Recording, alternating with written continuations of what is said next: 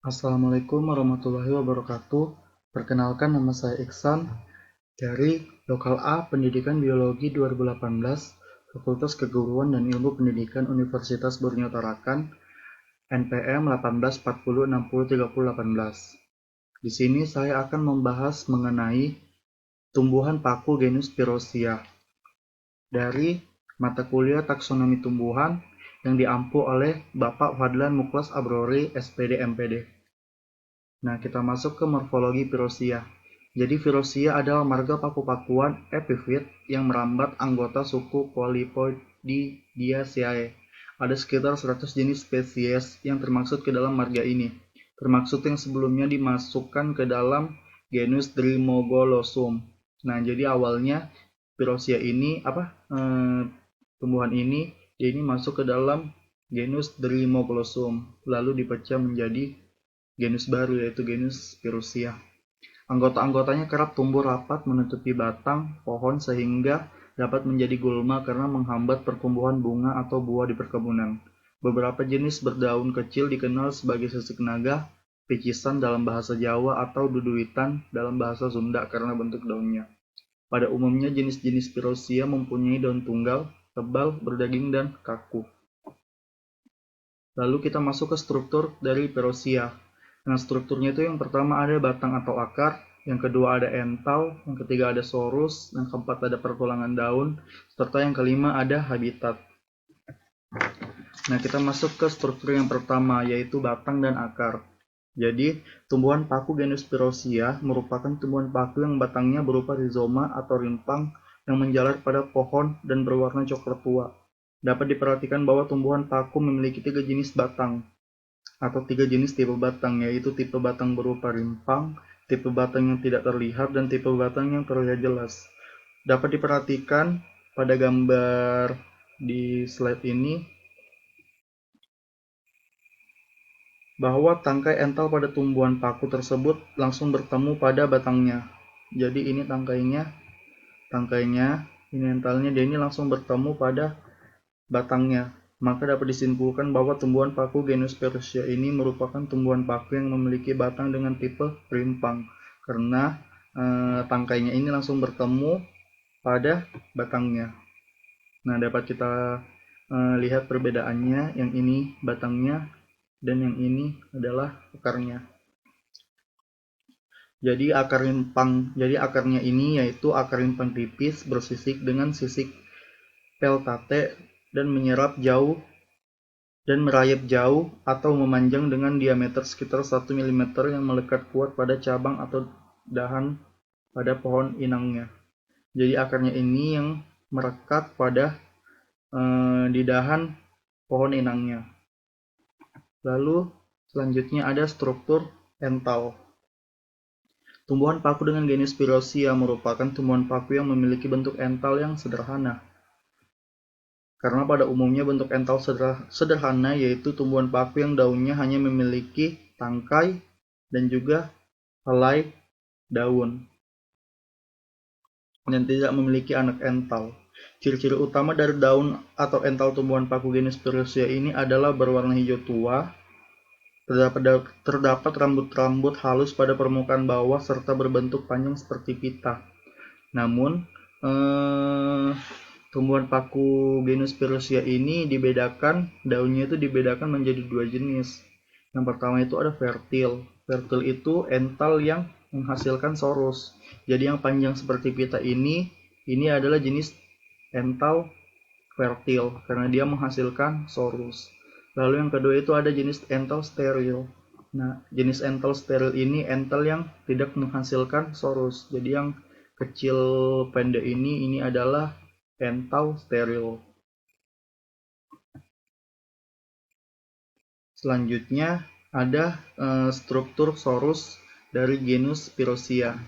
Nah, jadi struktur sorusnya dia ini pola sorusnya itu lurus.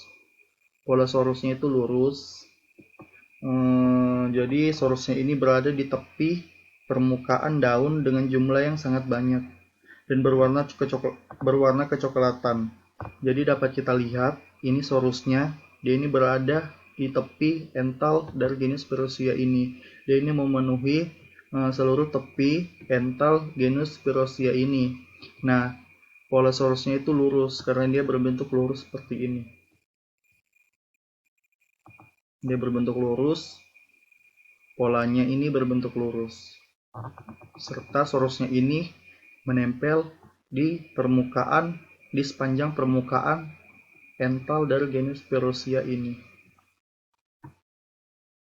Selanjutnya ada struktur pertulangan daun. Nah, pertulangan daun pada genus Spirosia ini yang saya temukan yaitu berbentuk memanjang dari tangkai hingga ke ujung ental atau daun dan berwarna hitam mengikuti panjang daun, atau berbentuk longitudinal yaitu pola pertulangan sejajar yang menyebar membentuk lengkungan mengikuti lebar daun dan kemudian bertemu di ujung. Jadi dia ini dia ini memanjang dari ujung tangkai hingga ke ujung entalnya. Jadi pertulangan daunnya ini bisa saya lihat dengan bantuan senter. Karena apabila dilihat menggunakan mata telanjang, maka akan lebih sulit. Dan senter ini memudahkan saya untuk melihat bentuk pertulangan daun dari genus Spirosia ini. Lalu ada habitat dari genus Spirosia. Nah, tumbuhan paku genus Spirosia biasanya tumbuh di daerah yang mempunyai curah hujan yang tinggi dan hidup secara alami di kawasan Asia tropika hingga ke New Guinea. Paku ini merupakan salah satu jenis tumbuhan epifit, yaitu tumbuhan hidup menempel pada tumbuhan lain.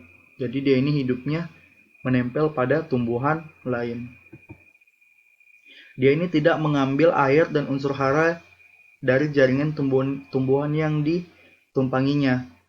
Paku ini hanya tinggal di permukaan kulit batang untuk mendapatkan air dengan akarnya selama hujan dan ketika waktu malam.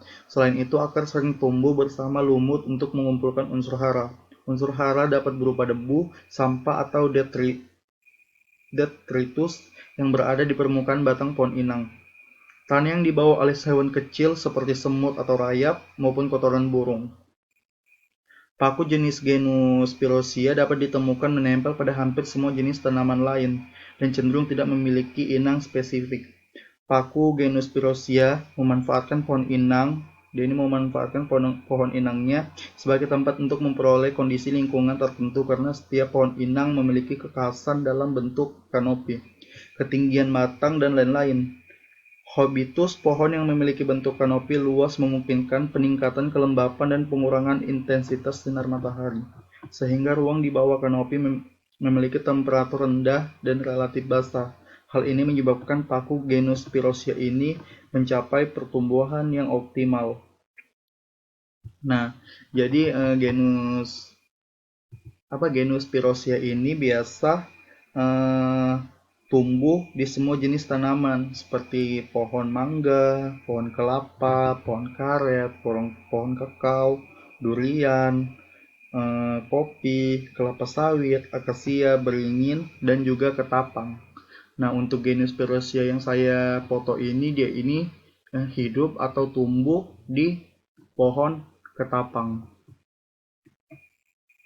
Baiklah, terima kasih. Sekian pemaparan dari genus Spirosia. Semoga apa yang saya sampaikan bisa bermanfaat untuk kita semua. Apabila ada kekurangan, mohon dimaafkan. Dan apabila ada salah kata, harap dimaafkan. Saya ucapkan wassalamualaikum warahmatullahi wabarakatuh.